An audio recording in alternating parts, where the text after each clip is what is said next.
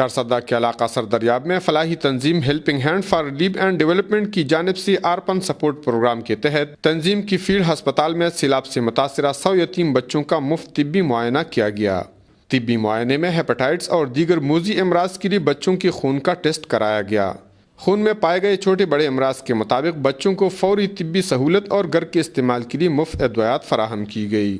تنظیم کی صوبائی ہیلتھ کوآرڈینیٹر راشد فاروق اور انچارج آرپن سپورٹ پروگرام ریاض الدین نے اپنے بات چیت میں کہا کہ تنظیم کی جانب سے آرپن سپورٹ پروگرام کے تحت ہر 6 ماہ بعد سیلاب سے متاثرہ یتیم بچوں کے لیے مفت طبی معائنے، ٹیسٹ اور ادویات کا اہتمام کیا جاتا ہے۔